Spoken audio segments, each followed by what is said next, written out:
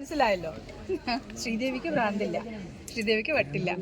ശ്രീദേവി പുതിയതായിട്ട് HD 4K റെസൊല്യൂഷനുള്ള മണിച്ചിത്രത്താഴിനെ കാണുന്നു, എന്നിട്ട് ആസ്വദിക്കുന്നു.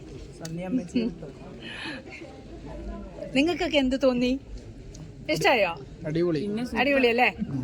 സൗണ്ട് അടിപൊളി.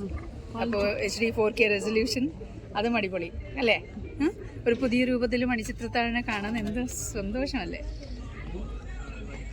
പിന്നെ അവസാനത്തെ സീനിലെ എന്തോ സത്യമാണോ? Thank you so much. ഞാൻ ഇപ്പോൾ പറഞ്ഞതേ ഉള്ളൂ. എൻ്റെ ഈ നിങ്ങൾ കാണുന്ന ഇതൊക്കെ എൻ്റെ അച്ഛനും അമ്മയും മുത്തശ്ശിയും കുടുംബം അവരൊക്കെ തന്നതാണ്. ഇത് ചെറുതായിട്ടൊന്ന് മെയിൻറ്റെയിൻ ചെയ്തതിനുള്ള ഒരു ക്രെഡിറ്റ് മാത്രമേ ഞാൻ എടുക്കുന്നുള്ളൂ. മറ്റെല്ലാ ജനറ്റിക്കലാണ്. നന്ദിയുണ്ട്. അത് നിങ്ങളൊക്കെ ഇങ്ങനെ തുറന്ന് പറയുന്നുണ്ട്, അതിലും നന്ദിയുണ്ട്. Thank you so much.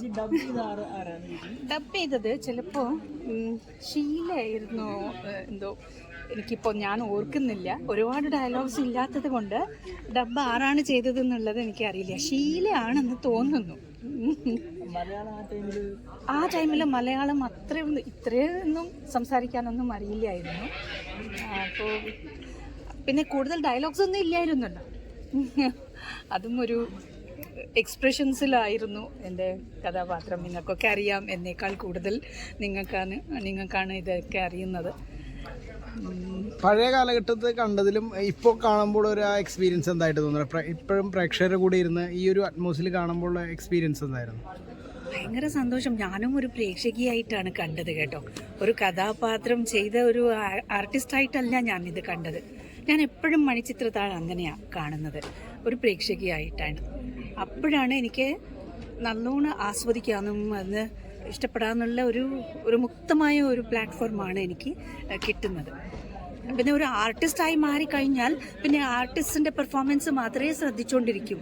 അതല്ല, നിങ്ങളൊക്കെ ഇപ്പോൾ കാണുന്നില്ലേ, എന്തൊരു സന്തോഷമല്ലേ കണ്ടിട്ട്. നിങ്ങളൊരു എന്താ പറയുക, ഓഡിയൻസ് എന്ന നിലയിലാണ് നിങ്ങൾ കാണുന്നത്. അപ്പോൾ അതേപോലെ ഞാനും ഒരു ഓഡിയൻസ് ആയിട്ടാണ് ഞാൻ കണ്ടത്.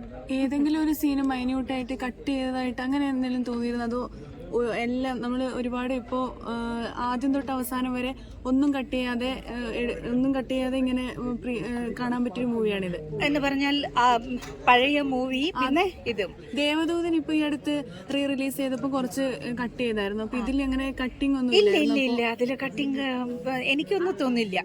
പല പ്രാവശ്യം ഞാൻ കണ്ടിട്ടുണ്ട്, TV-യിൽ വരുമ്പോഴൊക്കെ കണ്ടിട്ടുണ്ട്. പക്ഷെ എവിടെയും കട്ട് ചെയ്തിട്ടുണ്ടെന്ന് എനിക്ക് തോന്നിയിട്ടില്ല. നിങ്ങൾക്ക് തോന്നിയോ? ഇല്ല, തോന്നിയില്ല. ഇല്ല, എവിടെയും കട്ട് ചെയ്തിട്ടില്ല. എല്ലാ രസകരമായ സീൻസും എല്ലാം അതേപോലെ ഇന്നും ഒരു പുതിയ രൂപത്തിലാണ് ഞങ്ങൾ കണ്ടത്. നന്നായിരുന്നു, അസലായിരുന്നു, വളരെ നന്നായിരുന്നു. Okay right.